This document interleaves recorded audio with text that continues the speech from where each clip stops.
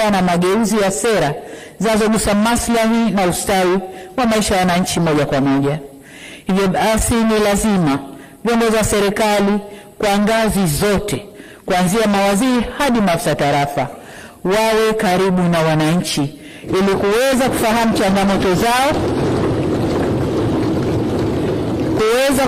changamoto zao na kuwajibika kwao. Kwa kuwa ahadi tulizozitoa ni nyingi, matamanio ni mengi, matarajio ni makubwa na muda wa kuyatimiza haya ni mchache, tutaongeza kasi ya utekelezaji wa mipango ya serikali ili tuweze kufikia malengo tuliyojiwekea. Na wasema haya mapema kwa watendaji waliopo serikalini, na mnaona makatibu wakuu wako hapa, na wale nitakaowateua kwa ajili ya kujitayarisha kisaikolojia na kujipanga vyema kufanikisha malengo hayo. Wananchi wanahitaji mabadiliko chanya kwa maendeleo. Watendaji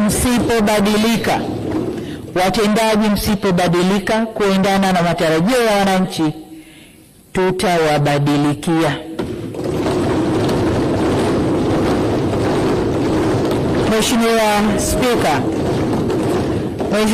Mheshimiwa Spika, katika hotuba ya kufunga kampeni tarehe 28 mwezi wa 8 2025, nilitaja mambo ambayo serikali ingeanza nayo ndani ya hizo siku 100. Tuliahidi kutoa ajira kwa fani za sekta ya afya na elimu. Leo ikiwa ni siku ya 12 tangu muhula huu wa pili wa awamu ya 6 uanze, tayari tumeshatangaza nafasi za ajira 7,000 za walimu na nafasi za ajira 5,000 za watumishi wa sekta ya afya. Hatua hii ni mwanzo wa kujibu kiu ya wananchi ya kuboresha huduma za afya na elimu. Katika hatua nyingine, tunajiandaa kuanza kwa majaribio bima ya afya kwa wote. Serikali itakuja kwenu waheshimiwa wabunge na mapendekezo ya namna ya kufanikisha majaribio hayo. Na niwaombe muyaunge mkono mapendekezo hayo ambayo yatakuwa mwanzo wa mageuzi katika upatikanaji wa huduma bora za afya kwa watu wote nchini.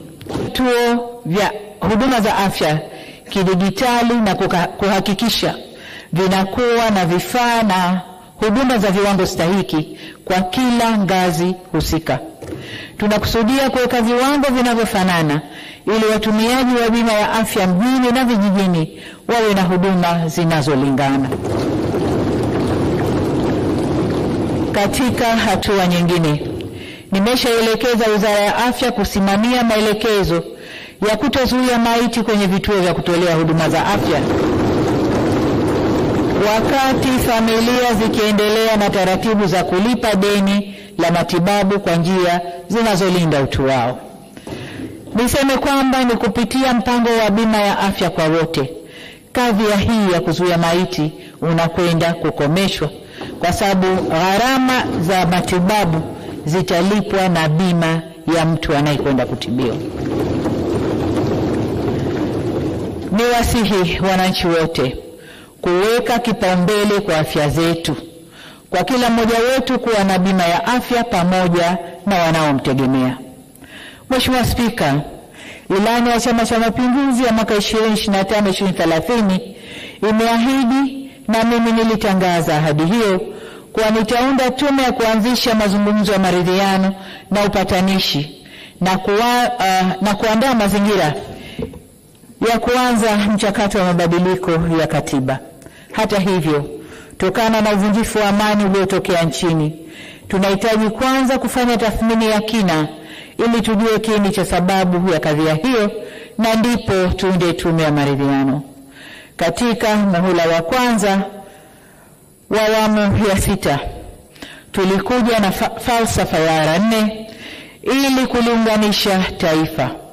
Serikali ilionyesha utayari wakati wote kuleta maridhiano ili kwa pamoja tuweze kujenga na kulitunza taifa letu.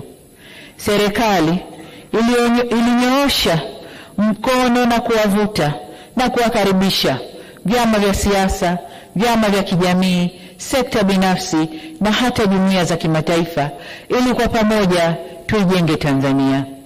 Waheshimiwa wabunge, mkono huo wa urahimu ulileta matumaini kwa nchi. Kabla ya baadhi ya wadau kuamua kuuachilia au kuuputa mkono huo.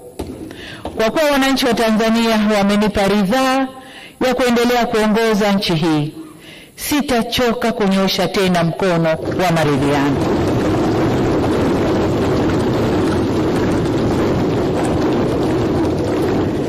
Ni matumaini yangu kuwa wadau wa kisiasa wataupokea kwa dhati mkono wa maelewano, ili kwa pamoja tujenge mazingira muafaka kwa maendeleo ya taifa letu. Tutajifunza kutokana na makosa na mapungufu ya taasisi zetu za kidemokrasia. Tanzania ina uzoefu wa miongo mingi ya kidemokrasia na amani. Tanzania ina demokrasia iliyokomaa. Hata hivyo, tunaendelea kuboresha kulingana na mazingira na wakati. Ni jukumu letu sasa kujielekeza kwenye maboresho hayo kwa utashi wetu bila shinikizo lolote. Mheshimiwa Spika, nataka nirudie hapo. Tanzania imekuwa na miongo mingi ya kidemokrasia, limekuwa ni taifa la amani na utulivu wa kisiasa. Neno demokrasia linaweza likatafsiriwa katika nchi yoyote ile, lakini sisi ni wakomavu wa demokrasia. Pamoja na hayo, katika safari yetu ya kuendesha Tanzania kidemokrasia, tuko tayari kujifunza na kujirekebisha. Hivyo basi, niwaombe makundi yote ya Watanzania, hasa vyama vya siasa, tukae pamoja, tuzungumze, tuangalie tumekosea wapi, turekebishe, tuende na safari yetu ya taifa lenye amani na utulivu. Na hayo yatafanyika kwa kufuata mila, desturi zetu, miongozo yetu, kanuni zetu, mitindo yetu ya maisha, na sio kwa shinikizo. Mheshimiwa Spika, kwa kuwa zaidi ya 60% ya watu wa nchi hii ni vijana, tutaweka kipaumbele kwenye sera na programu zitakazopanua fursa za kiuchumi, kutengeneza kazi na ajira, kuongeza wigo wa hifadhi za jamii na kuwajengea kesho iliyo bora. Ili kuhakikisha vijana wanapata nafasi ya kushiriki katika kujenga mustakabali mwema wa taifa letu, tutaweka kipaumbele kwenye ushirikishwaji wa vijana katika masuala ya maendeleo yao. Natambua kumekuwa na majukwaa mengi ya kuwafikia vijana, ila bado shughuli zao zinafifishwa na masuala ya kisiasa na majukwaa hayo kupoteza malengo na mvuto kwa vijana. Mimi na wenzangu serikalini tumefikiria kuwa na wizara kamili itakayoshughulikia na mambo ya vijana.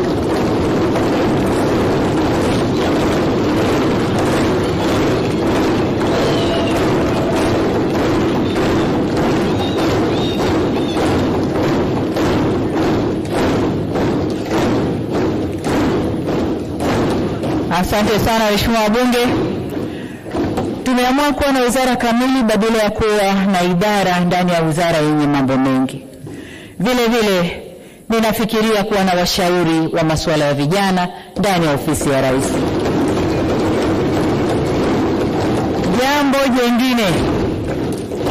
Jambo jingine tuliloahidi kulitekeleza ndani ya siku 100 za awali za kazi ni kuchukua hatua za kuongeza mitaji kwa ajili ya shughuli za kiuchumi za vijana na wanawake kwa kutenga shilingi bilioni 200. Serikali inaendelea kuangalia njia nzuri ya kuimarisha mfuko huo kwa lengo la kuongeza ufanisi kwa walengwa. Aidha, kwa kushirikiana na sekta binafsi, tutaanzisha madirisha ya uwekezaji kwa vijana, yani Youth Investment Windows. Madirisha haya yatatoa mikopo nafuu na mitaji ya uwekezaji kwa biashara za vijana. Mheshimiwa Spika, Pamoja na hayo niliyoyaeleza, kuna mengi zaidi ambayo tumejipanga kuyafanya katika kipindi cha miaka 5 ijayo.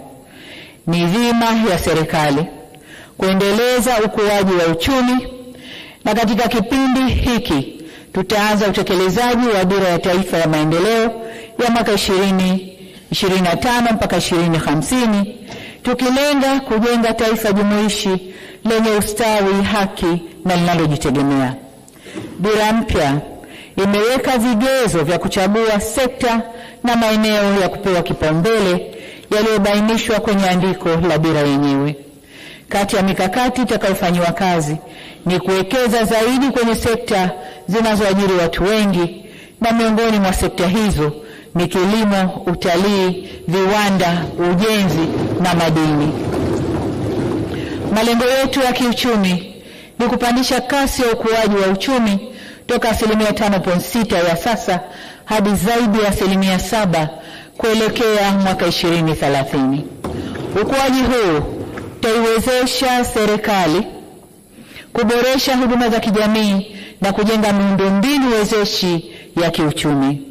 Tutaimarisha masoko ya mitaji kwa kuhamasisha uwekezaji wa ndani na kutumia rasilimali zetu kama madini kudhamini mikopo ya uwekezaji badala ya kuweka mzigo mkubwa kwenye deni la taifa. Mwelekeo wetu ni kukua kwa pamoja kwa uchumi unaogusa maisha ya mtu mmoja mmoja, yani microeconomy, na kukua kwa uchumi jumla, yani macroeconomy. Mheshimiwa Spika, mtakubaliana nami kuwa sekta binafsi ni nguzo muhimu ya ukuaji wa uchumi, hususan sekta binafsi ya ndani. Tutaboresha zaidi mazingira ya biashara nchini kwa kukamilisha utekelezaji wa mpango wa kuboresha mazingira ya biashara, yani Mkumbi. Aidha, tutatekeleza mapendekezo ya tume niliyoiunda ya kuboresha mifumo ya kodi nchini ili kuwapatia wafanyabiashara wetu wepesi katika kufanya biashara zao.